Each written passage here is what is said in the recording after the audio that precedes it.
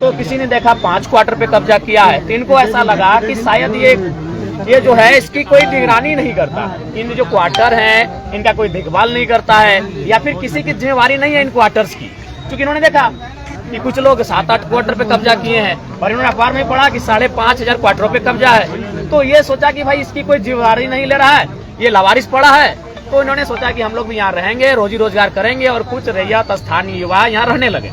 तो उसी क्रम में सूचना हुई, पुलिस की टीम आई, इनको धमकाया गया, चमकाया गया कि नहीं क्वार्टर को खाली कीजिए। तो इन्होंने भी कहा कि सर हम लोग 7 क्वार्टर को खाली कर देंगे, लेकिन सबसे पहले 5,500 क्वार्टर यहाँ अवैध रूप से हैं उन सबको खाली कीजिए। नहीं तो ये गलत है कि कोई झारखंड का आदमी जब क्वार्टर में आता है तो आपको इलीगल लगता है, अगर इलीगल है तो सबके लिए इलीगल होना चाहिए।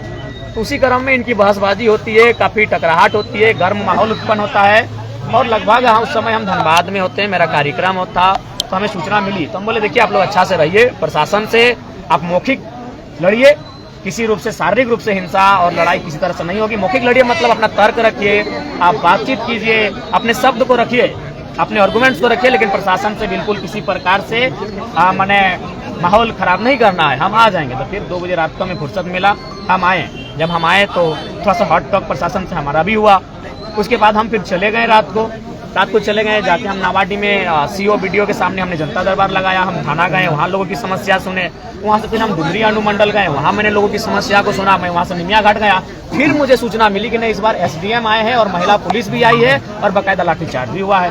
तो फिर हम वहाँ से भागे यहाँ तक आए कि देखिए अगर आवास पे जाके ऐसा चले जाना या रहना अगर गलत है तो बिल्कुल हम भी कहते हैं गलत है, लेकिन सवाल है 5,500 क्वार्टर भी खाली होने चाहिए। और जिस प्रकार से लोगों की मनमानी है झारखंडियों को दबाने की, डराने की, उस पर अब विराम लगना चाहिए। विधायक जी आपने आवेदन दिया था क्या अलॉटमेंट के लिए?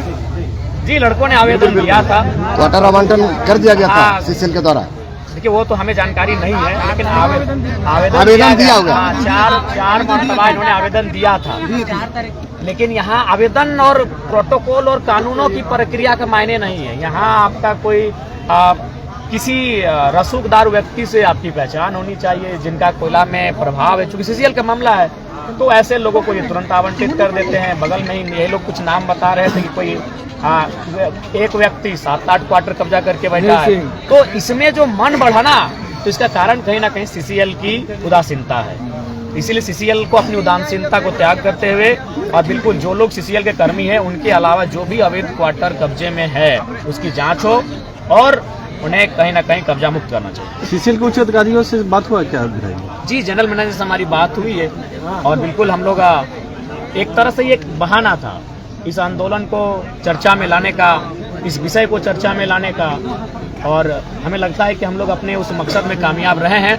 और आंदोलन के माध्यम से, चर्चाओं के माध्यम से भी इस माहौल को गर्म रखना है। सदन जब आएगा तो सदन में भी सवाल उठेगा और साथ ही साथ हम लोग कागजी प्रक्रियाओं के माध्यम से भी इस विषय पे लगेंगे कि अवैध जो कब्जा है, चाहे वह धनबाद के 58,000 क्वार्टर रहें या सीसीएल के 5,500 रहें या बीटीपीएस के रहें या चंद्रपुरा के रहें, अवैध होता है, वो खाली है।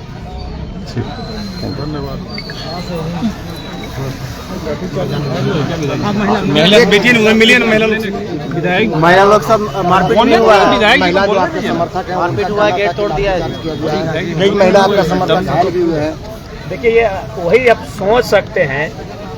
देखिए ये गलत है कि सही है, उस पर हम लोग बाद में चर्चा करते हैं, क्योंकि भारत देश लोकतांत्रिक देश है और इसी देश के एक महापुरुष सरदार वल्लभ भाई पटेल का एक स्टेटमेंट था कि अगर लोगों की मांग है, बहुत बड़ी आबादी अगर गलत चीज का भी समर्थक है तो उस पर हमें एक बार सोचना चाहिए। तो ठीक है, एक बार हम सोचते हैं कि ये गलत है कि सही है, लेकिन जब इनके पक्ष से एक विधायक आए हैं, एक माननीय आए हैं, उसके बाद भी अगर पुलिस इस प्रकार दुर्व्यवहार करती है तो सोच सकते हैं आम व्यक्ति के साथ क्या व्यवहार होता होगा या फिर इनकी मानसिकता क्या है।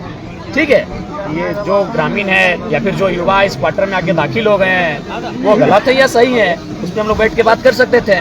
उसमें जनरल मैनेजर होते हैं, एसडीएम होते हैं, स्थानीय थाना प्रभारी होते हैं, जरूरत पड़ते सीओ होते हैं, जो भी सामर्थ्य के पदाधिकारी हैं उनसे बैठ के बात होती। लेकिन जब हम विधायक इनके पक्ष से आने के बाद भी अगर ये लाठियां बरसा रहे हैं और ये गालियां दे रहे हैं महिलाओं को, तो ये तो एक बहुत बड़ा सवाल है कि आम जनता के साथ किस प्रकार का व्यवहार होता होगा। ये सोचने वाली बात है।